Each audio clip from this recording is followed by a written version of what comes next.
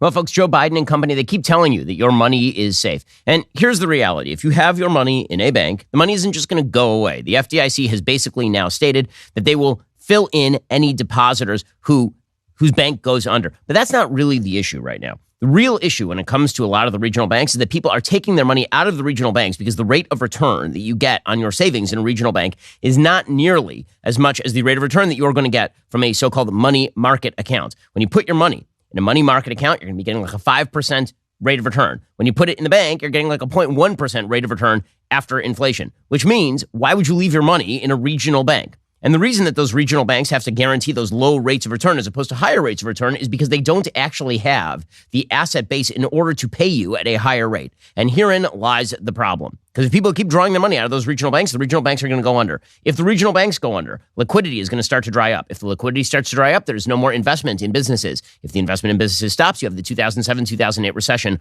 all over again. According to USA Today, story by Swapna Venugopal Ramaswamy, with the failure of 3 regional banks since March and another one teetering on the brink, will America soon see a cascade of bank failures? Bloomberg reported Wednesday that San Francisco-based PacWest Bancorp is mulling a sale. Last week, First Republic Bank became the 3rd bank to collapse. That's the 2nd largest bank failure in American history after Washington Mutual, which you'll remember collapsed in 2008. After the demise of Silicon Valley Bank and Signature Bank in March, a study on the fragility of the U.S. banking system found that 186 more banks are at risk of failure, even if only half of their uninsured depositors.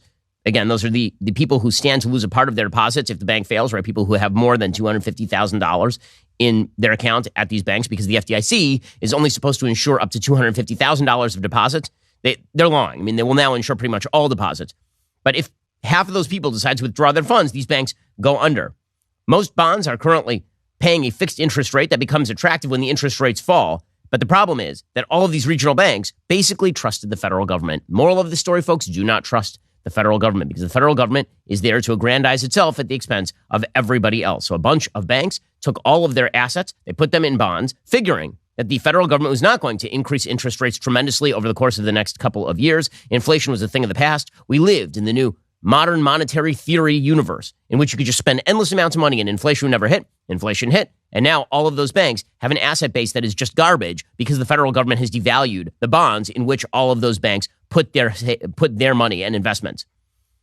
As the USA Today points out, many banks increased their holdings of bonds during the pandemic when deposits were plentiful, but loan demand and yields were weak. For a lot of banks, those unrealized losses will stay on paper, but others will face actual losses if they actually have to sell those securities for liquidity or other reasons.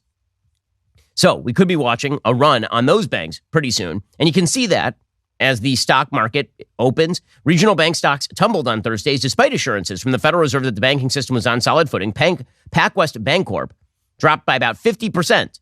PacWest said in a statement after midnight Eastern time on Thursday that its core customer deposits were up since the end of the first quarter and that it hadn't experienced any unusual deposit flows since the collapse of First Republic. But that doesn't mean there won't be a run on the bank. Western Alliance is another bank whose stock has been hit hard. It fell by 38%. Christopher Marinac, an analyst at Janney Montgomery Scott, described the nosedive in bank stocks as a temper tantrum, according to the Wall Street Journal. But it's not really a temper tantrum when all of the regional banks are sinking all at once. In fact, there's so many short sales on these regional banks at this point that the federal government is thinking of coming in and stopping short selling. That is the rumor on the street today, is that the federal government is afraid that short selling is going to lead to a cycle wherein people start selling off the stocks in anticipation that these regional banks are going to fail. And if that happens, then the possibility of raising new liquidity through issuance of new stock goes away as well. This isn't the only risk to the economy right now. Again, these are all the wages of bad governmental and fiscal policy. When you inflate the currency with endless spending, when you shut down businesses for 2 years, when you decide that it is imperative to jack up the amount of money in circulation in order to, quote unquote, help the people at the bottom, even though those people are the hardest hit by inflation, the costs come due. In economics, gravity always applies. According to the New York Times' Amit Sarah, professor of finance at Stanford Graduate School of Business, quote, our nation's banking system is at a critical juncture. The recent fragility and collapse of several high-profile banks are most likely not an isolated phenomenon. In the near term, a damaging combination of fast rising interest rates, major changes in work patterns, and the potential of a recession could prompt a credit crunch not seen since the 2008 financial crisis. Back then, amidst a housing market bubble, lenders had handed out high-risk loans to people with poor credit histories. When the market collapsed, so did many of the banks that made those loans. That caused the Great Recession. This time, the epicenter is different, but the result may be the same. Lost jobs and widespread financial pain. And then This professor at Stanford Business School explains the rapidly increasing interest rates that are undercutting the asset value of all of these regional banks. And then he says there's another area of looming concern that could also spark a panic, the commercial real estate sector. Commercial real estate loans worth $2.7 trillion in the United States make up about a quarter of an average bank's assets. Many of those loans are coming due in the next few years. Refinancing at higher rates increases the risk of default. If a lot of people have taken out loans and then they have to refi those things and the rates are higher now because the interest rates are higher, then presumably a lot of people are going to go under. They're not going to be able to actually afford their mortgage in the commercial real estate sector. Rising interest rates depress the value of commercial properties, especially those with long-term leases and limited rent escalation clauses, which also increases the likelihood of owner default. In the Great Recession, for example, default rates rose to about 9%, up from about 1% as those interest rates went up. This time, the damage to the sector threatens to be far, far greater. The COVID-19 pandemic led to a huge jump in remote working, with over 40% of the U.S. labor force working remotely by May 2020. The return to in-person office work has been slow, so the commercial real estate sector is over-leveraged. Signs of distress are already visible, particularly in offices. By the end of March, the equity value of real estate holding companies, or REITs, focused on the office sector had declined by nearly 55% since the beginning of the pandemic. And then there's a longer-term risk, too, says this professor. After the collapse of Silicon Valley Bank and Signature Bank, the government took substantial actions, guaranteeing all deposits, regardless of size, to restore trust in the banking system. But this creates a massive moral hazard. What incentive do bank executives have to take smaller risks with depositor money if they believe the government is going to simply protect those depositors over time anyway? So the systemic risks to the banking system continue to exist, and those are exacerbated by the fact that the government continues to spend endless amounts of money. We'll get to that momentarily. First, got to talk to you about DailyWire's most trusted privacy partner and the premier sponsor of this show, ExpressVPN. Have you ever read the fine print that appears when you start browsing in incognito mode? So they say, well, you're in incognito mode now. It means no one can track you. You're totally safe. Wrong. The fact is that fine print says your activity might still be visible to your employer, your school, or your ISP. If you really want to stop people from seeing the sites you visit, you need to do what I do and use ExpressVPN. Think about all the times you've used Wi-Fi at a coffee shop or a hotel. Without ExpressVPN, every site you visit could be logged by the admin of a network. That is still true even when you're in incognito mode. Plus, your home internet provider can also see and record your browsing data. In the United States, they are legally allowed to sell that data to advertisers. ExpressVPN is an app that encrypts all your network data and reroutes it through a network of secure servers, so your private online activity stays just that, private. ExpressVPN works on all your devices. It is super easy to use. The app literally has one button. You tap it to connect. Your browsing activity is now secure from prying eyes. So stop letting strangers invade your online privacy today. Protect yourself at expressvpn.com/Ben. That's expressvpn.com/Ben. You get an extra 3 months for free. That's expressvpn.com/Ben. Okay, so all of this, as I say, this economic crisis that is going to happen, it will, because there's just no way to avoid it. The only question is when. Exacerbating that is, of course, the government's wild overspending problem. Now, the reality is that one way that you could bring that back into focus is to cut the amount of government spending. That's what this debt ceiling battle is all about. But the reality is that Joe Biden doesn't want to cut the spending. He wants to continue spending. They continue to maintain the radical Keynesian notion that the way that you maintain a thriving and healthy economy is to blow extraordinary amounts of borrowed money into the economy. But you don't need to do that right now. And there's a new unemployment rate out right now. And what it is showing is that the unemployment rate remains really low, that the jobs market continues to be incredibly robust, which means inflation is not going to come down anytime soon. That is particularly true, again, given the fact that Joe Biden maintains that he wants to continue spending endless amounts of money. The fact that he will not even discuss going back to 2022 levels of spending is an amazing predictor of exactly where we are going to go fiscally here. The Wall Street Journal points out, Greg Ip, that a debt deal would actually help solve the country's inflation problem, but the chances of a debt deal are really, really low at this point. Joe Biden simply wants to continue spending up to wazoo. He doesn't want to cut discretionary spending. He doesn't want to restructure entitlements, nothing. In fact, it's become a taboo in American politics to talk about restructuring the entitlement programs that are actually driving the national debt in a major way. Meanwhile, Democrats keep saying that they really don't want to negotiate. Senator John Tester, Democrat of Montana, he says default on the debt may actually happen, so we can stack that on top of the list of fiscal problems facing the United States. What did McCarthy promise? Exactly. And I think that adds another sidebar to this that makes it more difficult. Senator, far more difficult, and changes the landscape. I will tell you that before I was worried, because we have done this before, as you're right, Joe. Right. But I'm going to tell you, I'm very concerned that there's enough people out there that want to see this default happen on our debt that, in fact, may happen. Okay, well, if you don't want it to happen, you know, it'd be a great thing is put pressure on Joe Biden to come to the table and actually negotiate over the future of the economy in the United States. But he's not going to do any of that sort of stuff, John Tester. Democrats have no interest in doing that sort of thing. The game in politics is to avoid responsibility at all costs. When it comes to the economy, the reality is that a thriving economy with a serious future requires the government not to make endless promises and spend endless amounts of borrowed money and then inflate the currency in order to fill in that gap. But that's precisely what has happened here. And it's going to continue to happen up until we hit that cliff. And here's the problem. The reason that I can't predict a date is because it's going to look more like a cliff than it is like a gradual decline in the economy. It's not going to be a gradual stagnation of the economy. It is going, there will come a point where depositors are just not holding up these regional banks anymore and they collapse. And the liquidity dries up like that. And all of a sudden things get real bad. So my advice, by the way, what I've been doing, diversify. Diversifying would be the smart move in this particular economy because no one's going to take responsibility enough to actually solve the problems, which is sort of the theme of today's politics, is it not? Avoiding responsibility at all costs. Speaking of avoiding responsibility at all costs, the city of New York continues to want to have it both ways. They don't actually want to police crime, but at the same time, they want to pretend that if they don't police crime, that there won't be people who try to defend themselves. In fact, the attempt by many mainstream hard-left Democrats to normalize living in garbage conditions is truly amazing. It really is. And there's now an attempt to suggest that you are only a believer in equity if you are willing to allow yourself to be victimized on the subway. And this has become an actual talking point. Representative Jamal Bowman, Democrat of New York, he had some statements about Jordan Neely. We spoke about Jordan Neely yesterday. Jordan Neely is this 30-year-old, mentally ill, repeat criminal, 44 arrests, most recently arrest warrant outstanding for beating up a 67-year-old woman. And he was on the subway and he was threatening people and shouting in their faces and apparently preparing to get violent when he was taken down and put in a submission hold by a 24-year-old Marine. He then died.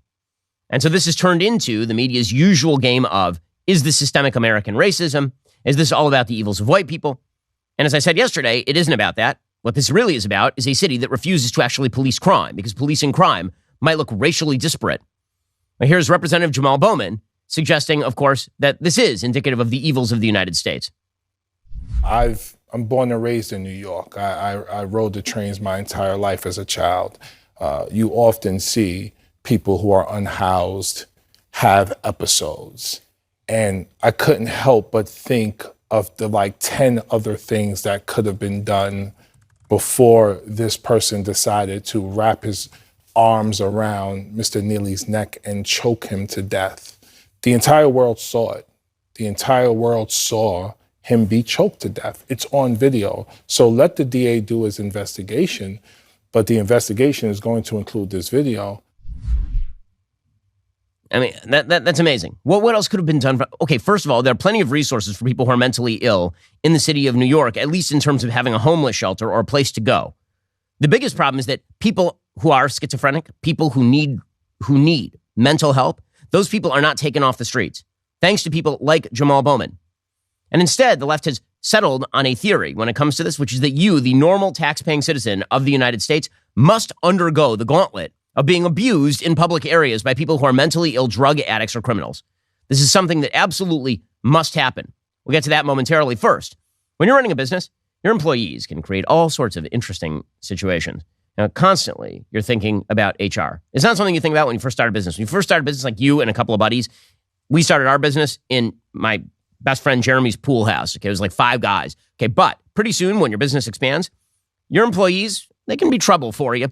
They're great, but they create HR issues. If you don't have an HR department, you can be in serious trouble. This is why you need to talk to Bambi. Bambi gives you access to your own dedicated HR manager, starting at just $99 per month. This person is available to you by phone, email, and real-time chat.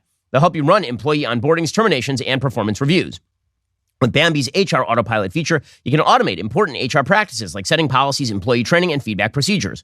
All of Bambi's HR managers are based here in the United States and can support the nuances across all 50 states. HR managers can easily cost $80,000 per year, but Bambi starts at just $99 per month. Schedule your free conversation today. See how much Bambi can take off your plate. Go to Bambi.com right now. Type Ben Shapiro under podcast when you sign up. Spell BAMBEE.com. That's Bambi.com. And type in Ben Shapiro to get started. So as I say, I guess the goal here for the left is to normalize being abused on the subway system. Roxane Gay, who, again, there's a running gun battle over at the New York Times on who is the worst columnist. And I mean, there is rich competition over there. It's like the Kentucky Derby of terrible columnists. But Roxane Gay is definitely one of the front runners. She has a piece today in the New York Times titled, "Making People Uncomfortable Can Now Get You Killed." Quote, "Increasingly, it is not safe to be in public, to be human, to be fallible." I'm not quoting breathless journalism about rising crime or conservative talking points about America falling into ruin. The ruin I'm thinking of isn't in San Francisco or Chicago or at the southern border. The ruin is woven into the fabric of America. It's seeping into all of us. All across the country, supposedly good, upstanding citizens are often fatally enforcing ever-changing, arbitrary, and personal norms for how we conduct ourselves. And then she writes about a series of events in which people engage in no crime, as in the case of Ralph Yarl in Kansas City, or somewhat minor crime, as in the case of a person who shoplifted and then ended up getting shot. But then she gets to Jordan Neely. Quote, "On Monday, Jordan Neely, a Michael Jackson impersonator, experiencing homelessness.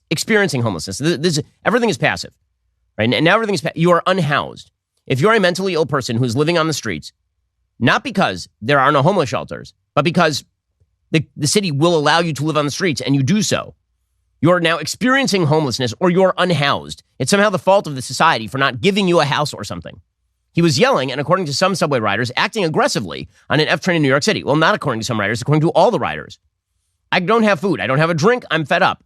Mr. Neely cried out, "I don't mind going to jail and getting life in prison. I'm ready to die." Was he making people uncomfortable? I'm sure he was. But his were the words of a man in pain.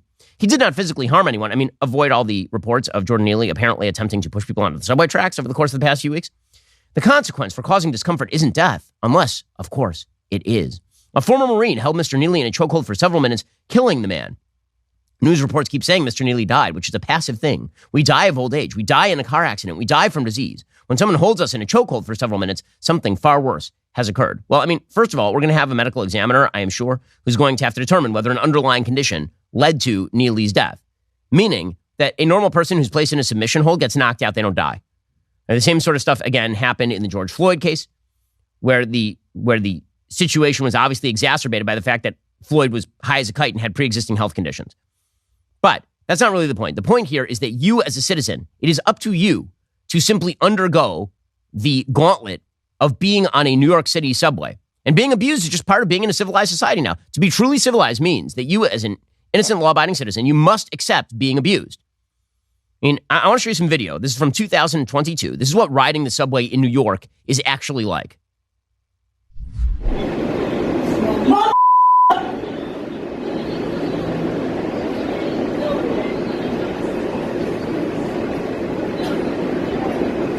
You can see people moving down the subway away from a person who is, and then who is this looks like a black young woman who literally grabs the hair of another person of color who's sitting there saying, "Help me."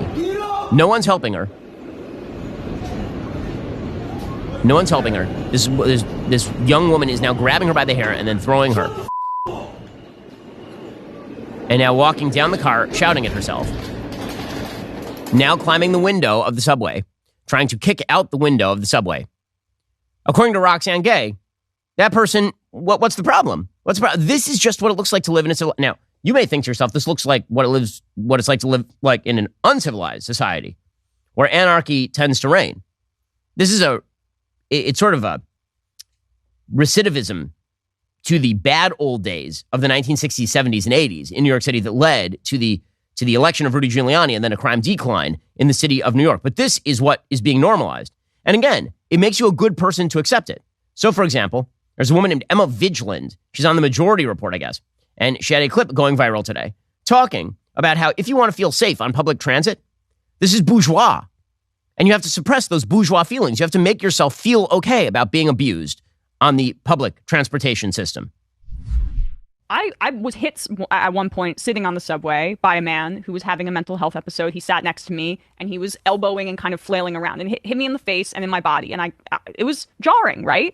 The idea that I would want him to be hurt in any way, I just didn't want to be near him in that moment because I understood something was going on here. But like my fear is not the primary object of like what we should be focusing on right now. It's the fact that this person is in pain. And so like the politics of dehumanization privileges the bourgeois kind of concern of people's like immediate discomfort in this narrow instance as opposed to larger humanity and life. It's really freaking twisted. Being beat up, being physically abused is now being part of the larger spectrum of humanity. Isn't that wonderful? You are expected by the hard left to now undergo being abused on the public transit system in order to create a more diverse and wonderful society. I mean, good luck with this pitch, guys. Seriously, good luck to you in all your future endeavors. Because let me tell you something that nobody likes. Right, left, center, being yelled at, beat up, assaulted on the subway system. Nobody likes that crap. Nobody's into it. So if this is the new idea, is that to be tolerant, diverse, and humane, you have to allow yourself to be abused by schizophrenic homeless people and drug addicts, then I wish you all the best. God bless you. All right, we'll get to more on this in just 1 second. First, if you own a business, the past few years have been a pretty bumpy ride, as we've been talking about. You could probably use a break. Innovation Refunds can help you out. Innovation Refunds knows the value of your time. That's why they made it easy to apply for the Employee Retention Credit, or ERC. Head over to getrefunds.com, get started in less than 8 minutes, see if your business qualifies for ERC assistance. Your business might be eligible for a payroll tax rebate of up to $26,000 per employee kept on payroll during COVID-19. Innovation Refunds has already helped clients claim over $3 billion in payroll tax refunds through the ERC. They might be able to help your business as well. There's no upfront change. They don't get paid until your business gets its refund. Don't miss the opportunity. The payroll tax refund is only available for a limited amount of time. You really have nothing to lose and all upside in finding out whether you're eligible for this payroll tax refund. And given the fact the government shut down businesses for 2 years and now has inflated everybody out of house and home, head on over to getrefunds.com. That is getrefunds.com. Once more, getrefunds.com. See if your business is eligible for that payroll tax refund, only available for a limited amount of time. Go to getrefunds.com right now to get started. All right, so by the way, it is amazing to note what gets covered by the media, what does not get covered by the media. In the case of this particular subway death, the New York Post has a piece by Nicole Jelinas pointing out that 27 people were violently killed on the subway system in New York City since March of 2020. No progressive outrage. Why? Well, because this one fit the narrative. The narrative was white man, black quasi-victim. Before Neely's death, 27 people lost their lives to murder in the subway. Many of them, like Neely, were homeless young people. Before 2019, it took 15 years for New York to rack up 28 murders on the subway, not 3. As Nicole Jelinas points out, where were AOC and all of her fellow leftists when homeless soccer player Akeem Loney, 32, was murdered by a stranger as he slept on the subway in November 2021? Where were they when Claudine Roberts, 44, also sleeping on the subway, was fatally knifed by a stranger earlier that year? I mean, the answer is nowhere, because that's the way this works. If it fits the narrative, then it becomes a national news story. But the underlying theme to all of this is that you, as a civilized human being, are expected to simply avert your eyes when it comes to crime, when it comes to homelessness, when it comes to odd, terrible behavior, all in the name of, as I say, often atomistic individualism. Somebody else is living their happiness. And if they impose on your space, well, it's your job to simply stand back and allow that to happen, which presumably is why you have, this presumably is why you have San Francisco now having to deploy the National Guard. According to the New York Post, things have gotten so bad in San Francisco that they've now brought in the National Guard and California Highway Patrol this week to combat trafficking and drug-addled zombies in the city. 4 days later, sources told the Post deals are still going down in the streets anyway. The struggling city has finally announced it would take a tougher stance on crime after an exodus of retailers plagued by theft, dwindling tourism, and 200 overdose deaths in 3 months. Mayor London Breed said using CHP officers and the National Guard as support to curb drug trafficking is the aggressive step the city needed to take. But remember, one of the reasons that this is happening overall is because of the tolerance for drug-addled behavior on our streets and the tolerance for drug use overall in our society, which has risen in tremendous fashion. By the way, this is not unlinked. A lot of this is linked to the rise in marijuana use. This has become a taboo subject because back in the 1990s, you were a fuddy-duddy if you said that marijuana use was bad and that actually marijuana could be addictive to people. And if you suggested that marijuana use was both a gateway drug and also addled people.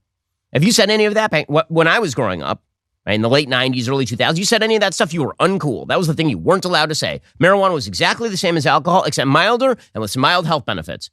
There's only one problem with that, which is absolute tripe. It is nonsense. It is not true. Pretty much all the warnings of those conservative fuddy-duddies have now come true.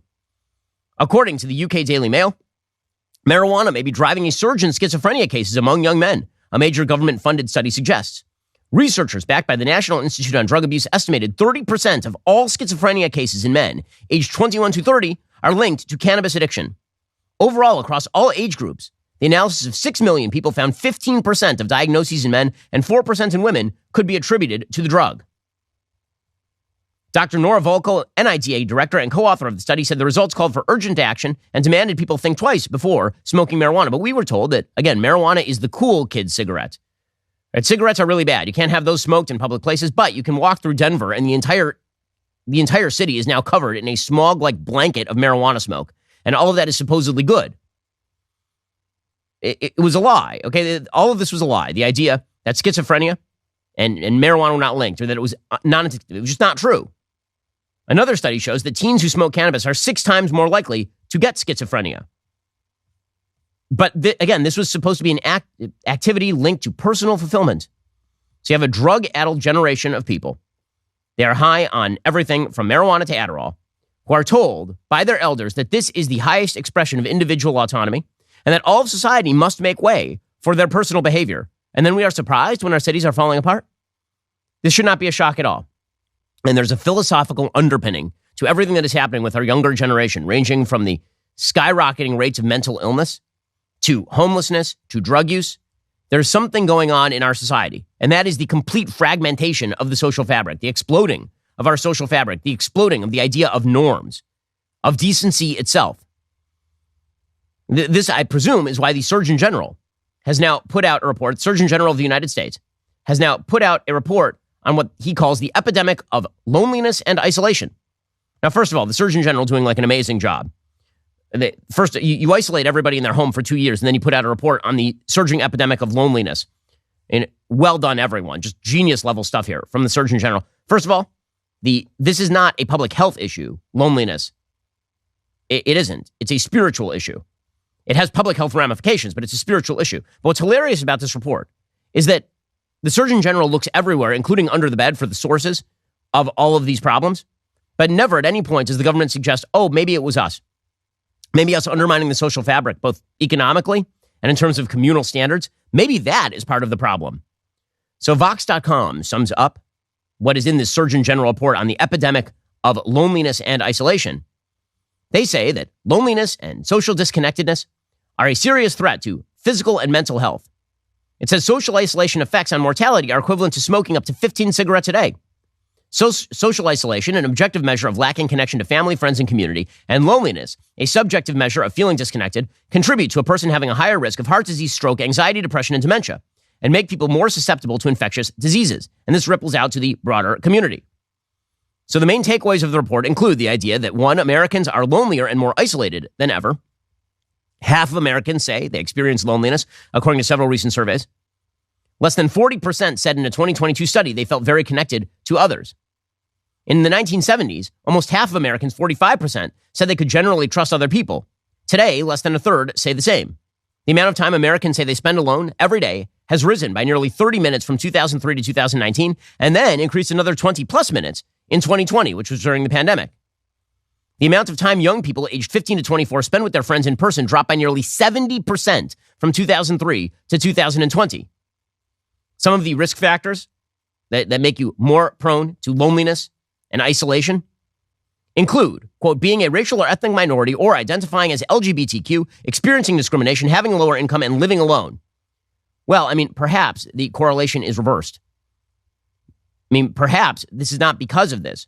Maybe it's not your race that is leading to a sense of isolation. Maybe it's the social breakdown in communities that are disproportionately minority that is leading to a sense of isolation. It's a correlation, but the causation doesn't run from society's discriminating against you and therefore you're isolated.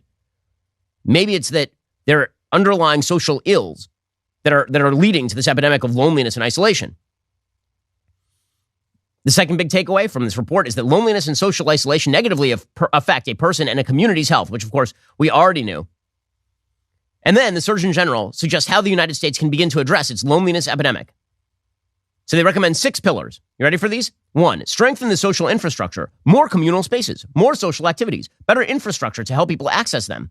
Oh, so like midnight basketball, that'll solve it. 2, develop pro-connection public policies that account for the need to foster connection From transportation to education, maybe public transit will do it. Public transit, more subways and buses. Because as we've seen on our subways, things are going amazing. Did you see the sort of social connectedness that you were looking for in that subway, where people were being grabbed by the hair and dragged around?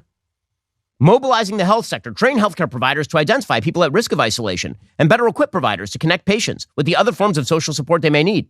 Reform the digital environment by requiring more transparency from big tech. Deepening our knowledge. Well, that obviously means more government-funded studies. And cultivating a culture of connection using all the vectors available from politics to entertainment to reinforce the values of connection and reduce polarization. Okay, so you may notice that there is one thing above all that the government really should be doing when it comes to reducing isolation and loneliness. One thing above all, and that is to go away. The government should go away because the government has created a destructive cycle that has replaced the social fabric in the first place. I'll explain in just 1 second. First, let's talk about how you can reconnect. One way you reconnect, as we'll discuss momentarily, is actually through God, okay? You actually need a higher purpose in combination with others. One way you can personally connect with God is through Hallow. Regardless of your religion, we all need a little more peace in our life. Hallow is an incredible app that offers a unique approach to prayer and meditation. Unlike other meditation apps, Hallow is tailored specifically for people of faith to deepen their relationship with God.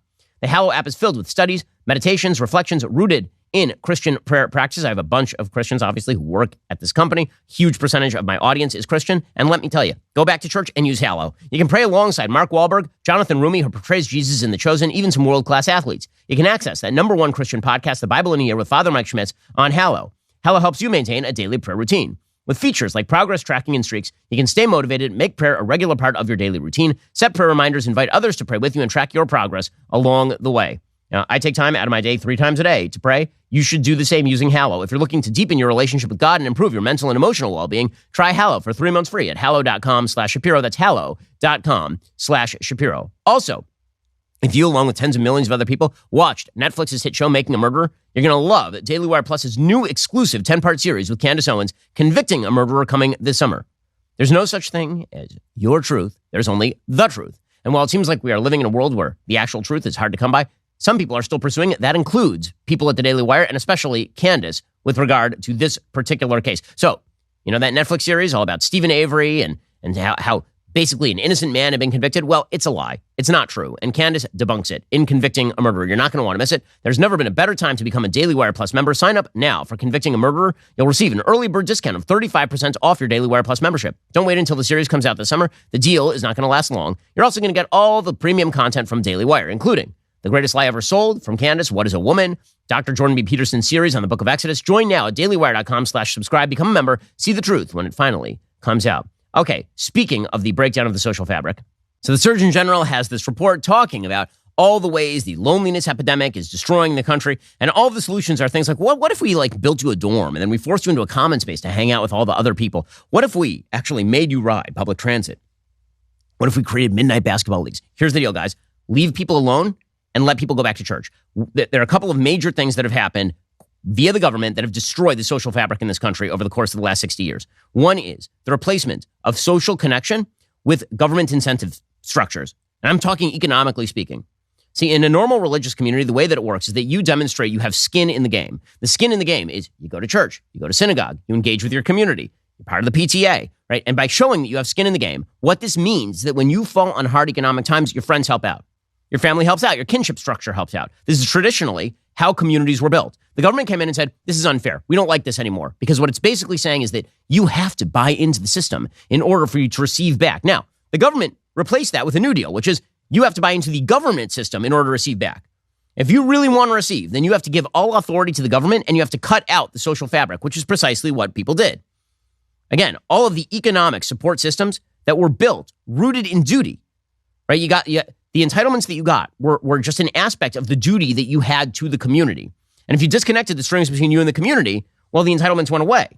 What this meant is that people actually were able to balance the entitlements and the duties. Well, when the government came in and said, you have no more duties, not to your friends, not to your family, not to anybody, the government is just going to pay for you. What it did is it destroyed the economic incentive structure for people to join religious communities, and it fragmented these communities. And you may think, well, that's better because now people are liberated. Question, do people feel liberated? Or do they just feel atomistically divided from the rest of society? The evidence is in and the evidence is clear. So that's problem number one. The government, through welfare programs, has basically destroyed all social incentives for kinship structures, community networks, and religious communities. That's one. Two, the government has actively promoted a social culture in which subjective individualism is the only way to think about yourself. The way you are supposed to think about yourself is not with regard to your community. The government will step in and tell you that your local community is not allowed to regulate itself along homogenous lines, ideologically homogenous lines. You live in a religious community and you don't want that weed shop opening in your neighborhood. Well, the government may have something to say about that. You live in a religious community and you don't want a strip club opening down the street. Well, that may be a violation of free speech. It might be. This kind of destruction of the social fabric by the government and then the consequent atomization of society, not particularly shocking. And that, of course, has been exacerbated by other features of the American landscape, including social media, which has allowed people to abandon those the local in-person structures where you actually feel social connection.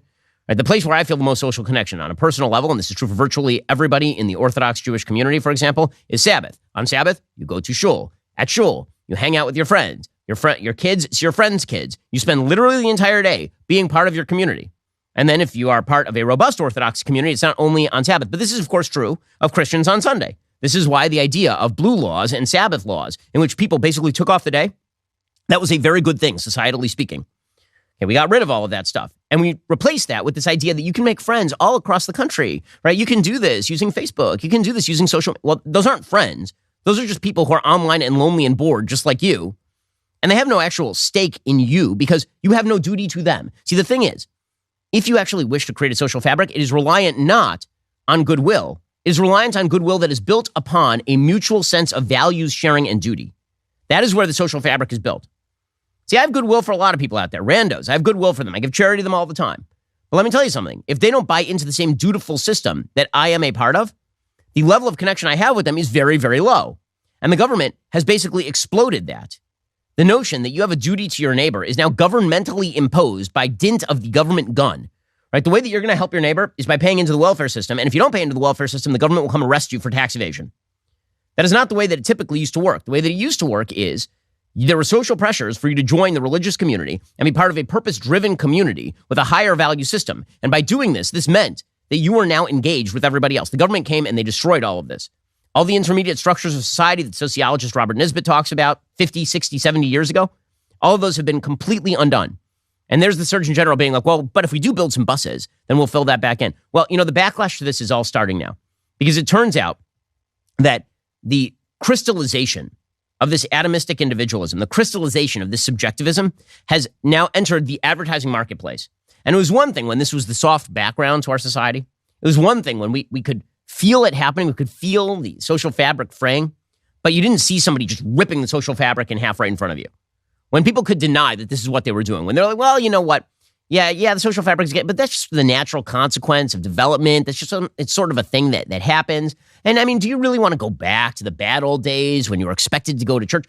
And that sort of, that kind of soft inculcation in individualism, atomistic individualism without regard to community, that could happen. But when you see the culture in front of your face, taking the social fabric and then just taking a box cutter and shredding it right in front of you, that's when the backlash begins.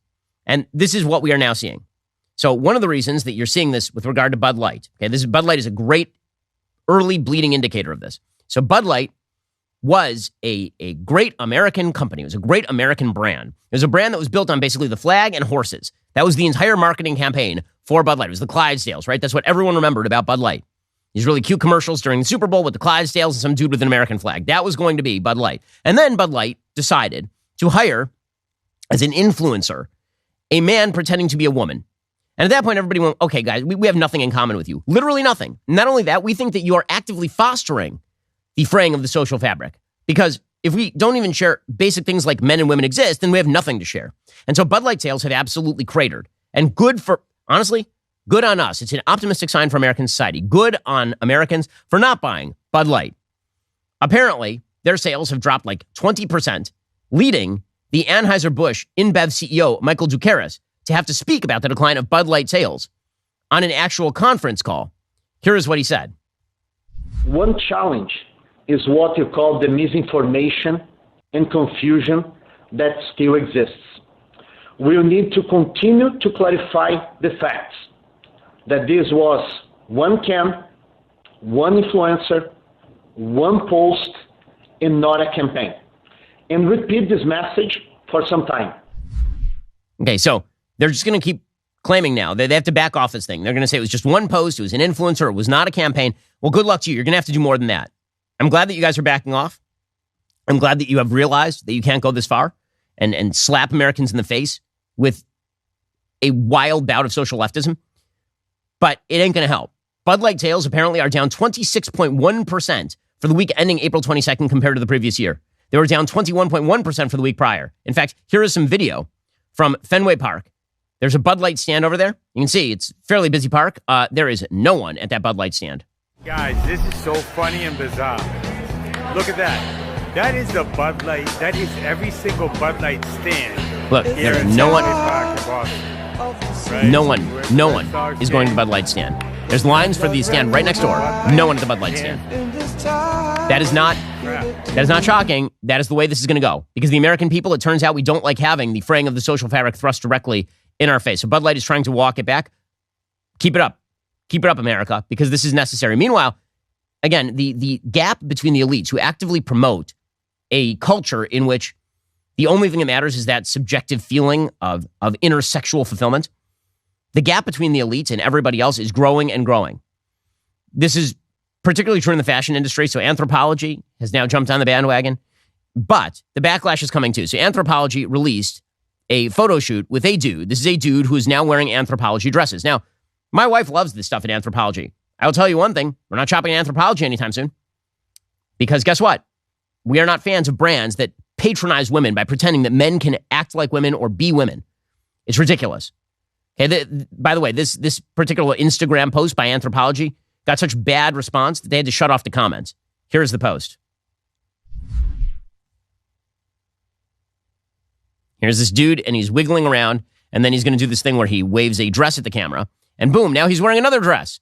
Isn't this amazing? Men wearing dresses. Ugh, the bravery. Now he's gallivanting around in another Anthropologie dress. Women, wouldn't you like to look like this semi-muscular man gallivanting around? You don't feel patronized at all, right? Up, and now he's wearing another dress. Isn't this exciting? Just really, really solid stuff right here. Again, the more that the left-wing culture decides to thrust their ideology of social decay in our face, the more people are going to fight back against it. And I am here for it, man. I really am. And you should be here for it as well, for sure. By the way, this is also going to happen with regard to TV. So, so there's a show called Ted Lasso on Apple TV. Very popular show. The first season was pretty charming. The basic idea of Ted Lasso was that it was an American, an optimistic can-do American, who goes to London because he is almost mistakenly hired. He's hired as a football coach. He's an American football coach in America. He's hired as a soccer coach over in London. And this happens because the owner of the team basically wants to tank the team. And it turns out that Ted Lasso is actually a really good coach because of that can-do optimistic American attitude. So the whole first season is about the kind of culture clash between these dour Brits and this optimistic American who's kind of dumb but also kind of smart because he has this kind of folksy wisdom to him. Well, now Ted Lasso has completely caved in on itself like a dying star. The last season is absolutely unwatchable. And you watch, Ted Lasso, it's not going to last as a cultural phenomenon because of this. Because of this, people do not like it. People are annoyed by it. In fact, here's a clip from, you want to know why So I watched the first couple of seasons of Ted Lasso. It's gotten progressively worse. This season of Ted Lasso is one of the worst things on TV. It is truly egregiously bad. Doesn't mean the critics don't love it. The critics, of course, love it. Because the critics love anything that promotes social leftism. There's not a laugh line. There's nothing funny. Every episode is now a lecture about social justice. Every single episode is a lecture about social justice. Guess what Americans don't like? This crap. Here's a scene demonstrating just how bad the show's gotten. Nah, bro. And if you don't want your private pictures out there, just don't take naked pictures. Yeah. Especially being famous. What? Come on, man. That Calburn. No, man. The only people to blame are the dickheads who steal your and put it online. That's why I delete all the photos on my phone. Swear down. Especially because I'm famous. Hey, listen, I'm with Jamie on this one. You know, whenever I have a relationship and I ask the girl to go through my phone, delete any photos, videos, whatever she wants. Bro, for real? Yeah, I'm being serious. You know, one girl actually deleted Candy Crush. That's the laugh line. I was devastated. But That's the laugh line. Good. Hey, hold on. Once someone sends you a photo, don't you own it? This is ridiculous. Copyright law on private photography is quite murky.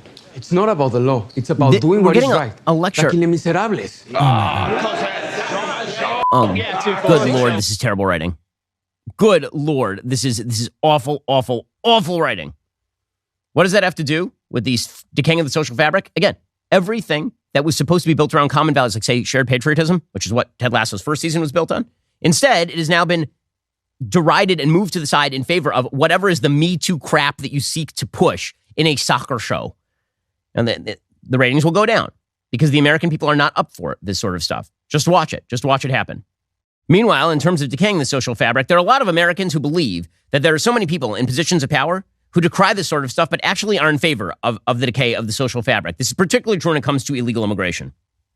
So the fact is that there are a wide variety of perspectives with regard to legal immigration. There are people who believe that legal immigration is a problem because it undermines the domestic American workforce. I'm not a big believer in that basic idea, but I understand it. There are people like me who believe that if you wish to come here and engage in the American bargain and you have a skill set to offer to the American people, we should welcome you with open arms.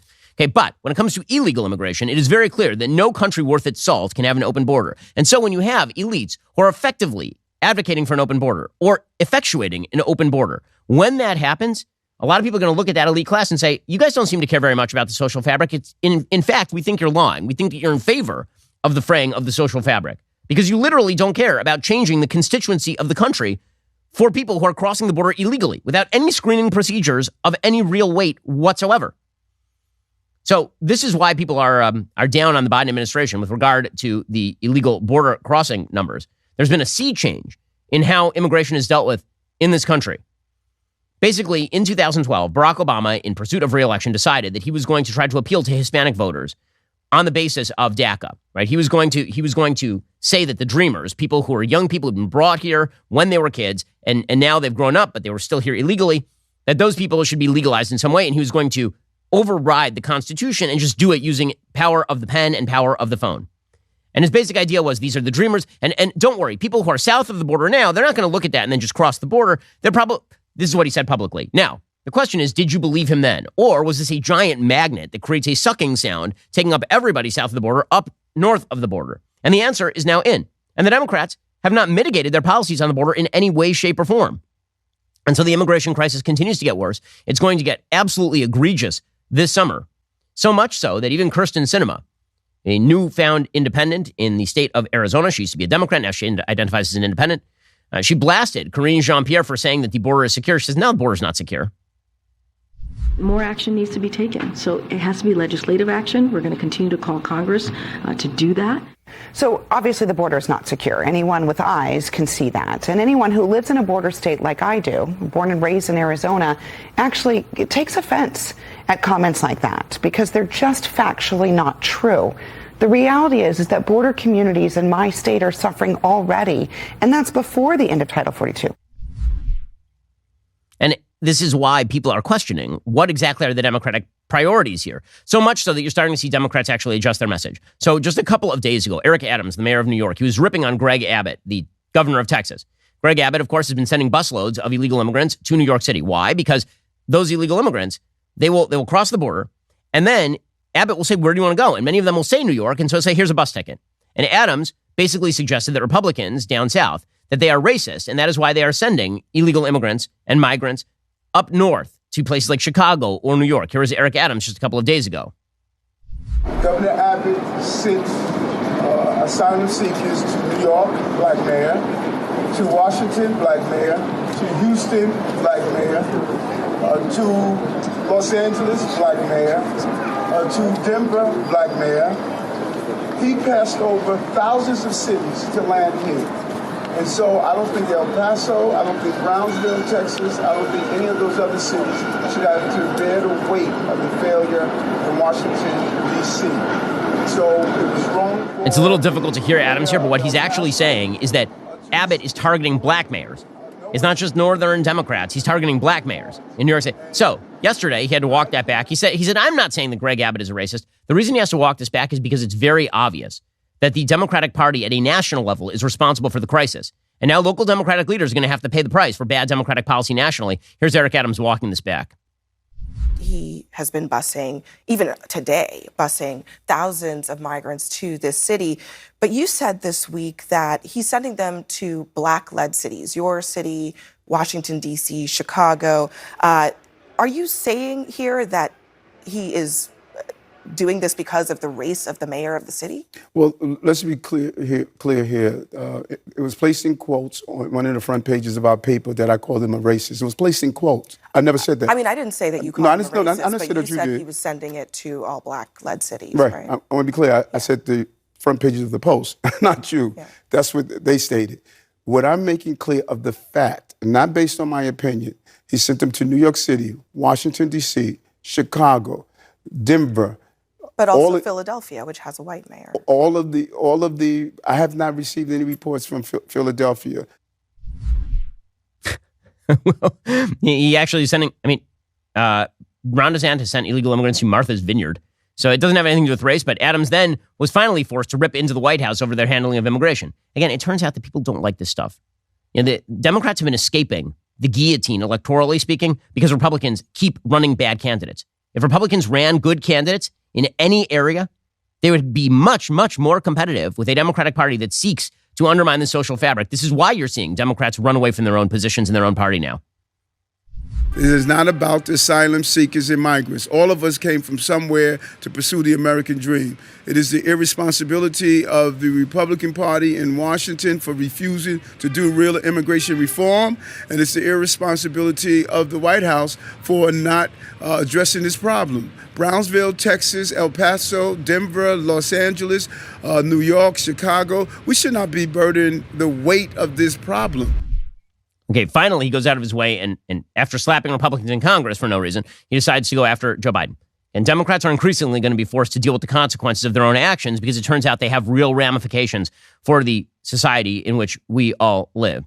Okay, time for some things I like and then some things that I hate. So, things that I like today. So, there's a phenomenal movie from 1952 called Ikiru by probably the greatest director of all time, Kurosawa. It is a phenomenal film. If you've never actually spent some time with Kurosawa's oeuvre, you should. It's spectacular. I mean, we're talking about, he's most famous for doing Rashomon, but Rashomon isn't close to his best movie. Ikiru, I think, is probably his best movie. The basic movie is about a bureaucrat in Japan who finds out that he's dying, that he has like 6 months to live. And he tries to discover sort of what meaning he can find in the 6 months left. And he becomes dedicated and obsessed to the idea that he is going to build a park for children. It's a very quiet film. It's a beautiful film about what it is that actually makes a difference in life. So they remade this film last year. They retitled it Living, which is what Ikiru means in Japanese, to live. They remade it with Bill Nighy. They put it in color. They set it in early 1950s Britain, is what it looks like. And it's quite good. It's almost a shot-for-shot remake, but for those people who can't stand black and white film or don't want to read subtitles, it's really good. Here is the trailer for Living. Mr. Williams, a little on the frosty side, perhaps. Not too much fun and laughter. Rather like church. What is it up? Small wonder I didn't notice what I was becoming. Dad, you all right? Nighy is tremendous in the film. He's really, really good. He's nominated for Best Actor. I realize it. I don't know how. Do you think we should alert the police, perhaps? The film is really good. What would the police care that he's a couple of hours late for work? A couple of hours late for work. The real message of the film is that it's the small, everyday activities we do that make people's lives better, that actually make life worth living. This is the social fabric building stuff, right? He spends his entire life being a faceless bureaucrat in a government office and basically passing the ball on. He says at one point in the film that it was his entire goal to be a gentleman.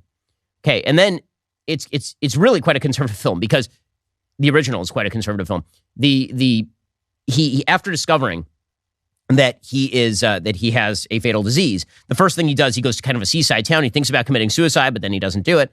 And he hooks up with a fellow who sort of leads him into the nightlife, and it shows him going to kind of different nightclubs and all the rest of this sort of stuff. And he finds after one night of this is not fulfilling. That essentially, if you live your life in pursuit of hedonism, if you live your life in pursuit of that sort of fleeting pleasure, it's not meaningful. The only meaning that you're going to find is working with your community to make life better for others. That is the main meaning of life. It's quite a good film. Again, you should watch the original, and then you can watch this one as well. I prefer Kurosawa's direction, mainly because he was maybe the greatest director who ever lived, but Living is really good and worth the watch. Okay, time for a thing that I hate. All right, a couple of things that I hate today. So we begin with an amazing video of a woman named Olivia Pichardo. She's apparently the first woman to play NCAA Division I baseball. So she threw out the first pitch at a Boston Red Sox game, did Olivia Pichardo. It didn't go amazing. Here is a Division I NCAA baseball player who throws like a, I don't know, JV high school boy, is maybe the way to put this. Here we go.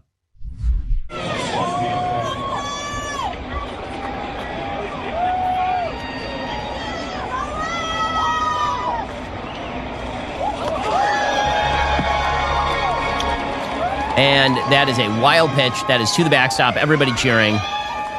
Yeah, that is not a good pitch. She laughed it off. It says she definitely showed some velocity in front of the cheering Boston crowd. I'd love to get a radar gun on that. Seriously, I'd love to know what the radar gun is there. Apparently, she bats lefty and throws righty. She has had one at bat. She got an at bat against Bryant University when Brown was down 10-1 in the bottom of the ninth. It is not reported how that at bat went. I'm going to assume it didn't go amazing, because if she'd hit a home run, I feel like it would have been in the story. Okay, they had to turn off the comments on this video too, because it turns out that people were saying that she throws like a girl. Now, to be fair, she does not throw like most girls. I mean, she has a good pitching motion. That's fine. She also is a woman, which means that her top velocity, the fastest a woman has ever thrown a baseball, being clocked, is like the mid-80s, which does not make you the varsity at a high school baseball team these days. But she was throwing out the first. So, again, we all have to pretend that women throw the same as men. They do not. On average, they do not remotely throw the same as men. Like, not at all. The average woman, by studies, the average woman throws a baseball slower than 999 out of 1,000 men. The average one. That is not a shortcoming of women, by the way. That's just because men and women are built differently. The average man, in fact, all men cannot push a baby out of them. Like, there are plenty of different physical qualities to men and women. The fact that we have tried to obscure this by saying, oh, well, you know, she's a girl, she's playing Division I baseball. By the way, it actually is a great sort of rebuttal to the idea that men and women compete on the same footing. It's a major story when a woman, a biological woman, competes with the men and has one at-bat. Would it be a major story if a man competed with the women, or would he just be beating up on the women? Like, imagine a Division I NCAA baseball player, male baseball player, playing on the women's baseball team. We're talking like Babe Ruth numbers, man. Is it so? You know, just the latest indicator. Okay, meanwhile, one more thing that I hate today. So apparently, Amber Heard, also known around these parts as Amber Turd, she is now in Aquaman 2. So I guess the rule is that you can be so insane and also apparently abusive that you take a dump in your husband's bed and call it the dog's dump, and also like film violent exchanges with your husband, like cutting off part of his finger and stuff, and it's totally cool and it's totally fine. So Amber Heard doesn't miss a beat. I just want to note here the absolute hypocrisy of Hollywood. Hollywood is they're the biggest lie. They pretend to have some extraordinary level of moral superiority. I would like to see one iota of your moral superiority. For like 1 second would be amazing. According to the LA Times, Amber Heard's fleeting appearance in the new trailer for Aquaman 2 has made quite a splash at CinemaCon 2023. During the movie industry event in Las Vegas, Warner Brothers debuted the preview for Aquaman and the Lost Kingdom, which will see Jason Momoa and Heard reprise their roles as aquatically gifted heroes and love interests Arthur and Mira. The trailer hasn't been released to the public yet. The studio confirmed Wednesday that Heard is in it. Apparently, rumors of her cameo in the trailer surfaced after Johnny Depp's supporters were pointing out that she's a terrible person, because she is. And so apparently they've tried to minimize they've tried to minimize her role, but they're leaving her role in there or something. And if you imagine a man who was like, you know, abusing a woman to the extent that like part of her finger got cut off, do you think he gets cast in the... So I would say that, except for the answer might be yes. I mean, the answer actually might be yes. This is how crappy Hollywood is. Like, I want to say that it's a sexist double standard, but it may not even be a sexist double standard. So long as you can claim that you're a member of a sexual minority, you're fine. Ezra Miller is starring in the new Flash film. Now, the new Flash film looks great. Also, Ezra Miller is like a crazed, insane criminal, apparently. Allegedly. I mean, this is a person who went missing for months in August because of complex mental health issues. He was cited in Vermont with felony burglary last year after state police investigating an incident involving several bottles of alcohol being taken from a residence found that it was probably Miller. In 2020, he made headlines after a recording surfaced in which he was choking a lady outside a bar in Iceland. No charges were filed. He was arrested twice in Hawaii in 2022, one for disorderly conduct and one for harassment. And because he declares that he is a they, that he is either suffering from multiple personality disorder or has no actual gender, this person is like a wild abuser, Ezra Miller, and he's still in The Flash. Again, choking women, charged with disorderly conduct and harassment, accused of grooming in June 2022. According to court documents filed on June 7th in Standing Rock Sioux Tribal Court and obtained by People, attorney and activist Chase Iron Eyes and his pediatrician wife Sarah Jumping Eagle claimed Miller had been manipulating and controlling their daughter, Tokata Iron Eyes, who uses she-they pronouns and goes by Gibson, since the two met at a Standing Rock Reservation event in North Dakota back in 2016. They claimed that Miller groomed their kid from the age of 12 after taking an immediate and apparent innocent liking to them, adding that Miller exhibited a pattern of corrupting a minor, allegedly drugging their kid over the years and displaying cult-like and psychologically manipulative and controlling behavior. Same month, another parent came forward with allegations against Ezra Miller. So, and they're going to go ahead with all of this. So the Flash just goes ahead. Again, the rule in Hollywood is that if you are wildly abusive and a terrible person, I guess so long as you identify as a they, you're fine. This was Johnny Depp's original mistake. If Johnny Depp, just in the original trial with Amber Heard, had said, hey, let me tell you, I'm actually bisexual. Everyone's like, oh my God, hero. Cast him some more. We need more Johnny Depp. It's like the all-purpose shield. Amber Heard is bisexual, so she gets to, play victim. And then, I guess, be cast in Aquawoman 9 or something. And meanwhile, Ezra Miller is grooming children, allegedly. And he's okay because he is a they. And man, what a get-out-of-jail-free card this whole gender identity thing has become. Well, folks, the economy is in a state of disarray. Obviously, we are on the precipice of a possible banking crisis, and gold is now hitting high points again. Joining us on the line to discuss is Phillip Patrick. He's a precious metal specialist and spokesman for Birch Gold Group. Born in London, earned a degree in politics and international relations at University of Reading, and spent years as a wealth manager at Citigroup in London's Wall Street before moving on to Birch Gold in 2012. Obviously, Birch Gold is a major sponsor of the show, and we thank them for their business. Phillip, thanks so much for joining the show. Really appreciate it. Thank you for having me. So let's talk about the current state of the markets. Gold has been climbing pretty significantly here because of all the unrest in financial markets. What do you think the chances are of this banking crisis getting worse?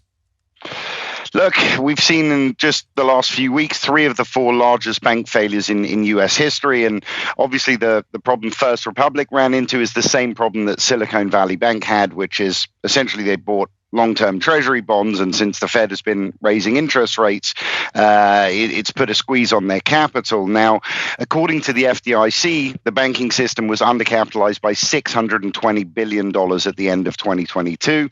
Every time the interest rates go up, so do those losses. Now, First Republic had about $20 billion of losses, which leaves at least a $600 billion hole in banks' balance sheets at the moment. For a little bit of perspective, in 2008, 25 banks failed. So far this year, the 3 banks that have failed had more capital than all of those 25 banks combined back in 2008. So there's no easy resolution. I think things will get tougher before they get better, and there may be some more victims along the way. Yeah, Phillip, I mean, it's obvious that the Federal Reserve is stuck between a rock and a hard place. On the one hand, it doesn't appear that inflation is going to come down to the 2% level anytime soon. They raised the basis points, 25 basis points in their last Fed meeting, and now they're hinting that they may put a pause on that, which is amazing because, again, those inflation rates are still stuck in like best available scenario, like 5%, 2.5 times what they are supposed to be. But they also understand that if they continue to raise the interest rates, then they are essentially devaluing all of the bond assets that are being held by these regional banks, which means that if there's any sort of deposit withdrawal, and people are withdrawing not because they're afraid their deposits are going to go away, but if they move their money from the bank to a money market account, they're making 5% as opposed to almost 0. And so they're pulling their money out of these regional banks, which means these banks are going to have to sell off assets that are essentially valueless because of the federal government. The federal government doesn't have a lot of choices here but to inject more liquidity into the economy, but to facilitate more sales, but to spend more money, which of course exacerbates inflation. This is a rock and a hard place. It is absolutely spot on. And the second SVB came down, it was clear to me that the Fed would choose saving the banks over combating inflation. And I think that's the decision that they'll make time and time again. And we're seeing it now. I don't think they're going to raise rates much more. I think the 2% Federal Reserve target for inflation will be a pipe dream for the foreseeable future. And I think it ends in the same way with money printing. So I think you're absolutely spot on. Yeah. Yeah, so we're looking at Janet Yellen, meanwhile, telling Congress that the United States will begin bouncing checks on June 1st. It is unclear which way this is going to go. I mean, right now, Joe Biden and the administration seem to feel no pressure whatsoever to actually negotiate over the debt ceiling. The Republicans are asking for pretty minor cuts in the grand scheme of things. They would actually like to cut back to 2022 levels, which last I checked is not cutting back to 1997 levels. And the Democrats are kicking back against this. The White House is kicking back against this. What do you think are the chances that we actually go into a default, at least for a little while, just so everybody can get their political win? I mean, let's see. But by the way, I agree with you. The plan was what McCarthy put forward was eminently reasonable. 2022 spending levels was the third highest budget in history. This is very, very far from austerity. So I think it was definitely an olive branch. And the Biden administration's position is unconscionable, quite frankly, to say, hey, we're not going to negotiate. We want sort of a no condition increase. We want to be able to spend what we want is bonkers given the situation we're in. I mean, it's unconscionable, like I said. So, look, I think it's a game of chicken. I don't think they're going to allow a default. I think it's going to be dealt with as it has been the last couple of times, which is, a deal at the last second before midnight. And I think to a degree that the Republicans will be forced to capitulate. That's how I see it playing out, but we'll see. So let's talk about the possibility of a recession. Obviously, it's on everybody's mind. Some economists are putting the chance of recession at 2 and 3 at this point. Meanwhile, Jerome Powell's like, no, we're avoiding it. It's all going to be fine. Basically, it doesn't look like a recession until it does. So is a recession at this point unavoidable? Look, it feels that way. Obviously, only the National Bureau of Economic Research can officially declare a recession, and they usually do about 12 months after it starts.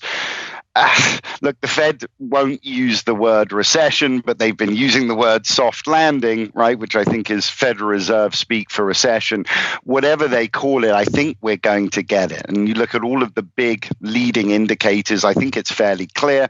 The Conference Board's leading economic index for the U.S. fell by 1.2% since its lowest levels before the pandemic. We've seen, of course, the 2 and the 10-year Treasury yield curve invert. First did 13 months ago. Typically, recession will follow about 12 months after. There was a very damning report, of course, from the International Monetary Fund that was just released, forecasting global growth 50% lower than average. They think it'll take 5 years to recover just back to average level, and that most of the growth will be coming out of China. So recession does feel imminent, and it doesn't look like it'll just be domestic, but rather global in nature. So, given all of the facts about the economy, given the state of the economy right now, what is the smartest strategy in terms of diversification? Look, I think everybody needs to be looking at precious metals in climates like this. Last year, central banks globally buying gold at record prices. 2022 was the biggest year for central bank gold buying in history. And I don't think it's a coincidence, right? We've got massive money moving away from dollar-based trade. We've got international transactions now moving away from dollars. Brazil, Russia, India, China pushing to do so.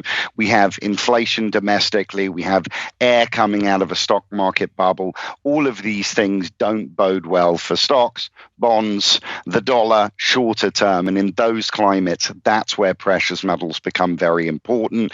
Inflation drives them up. Market corrections tend to drive them up. So they're very conducive as a hedge in climates like this. And I think everyone needs to be looking at precious metals for 2023 and the short to medium term.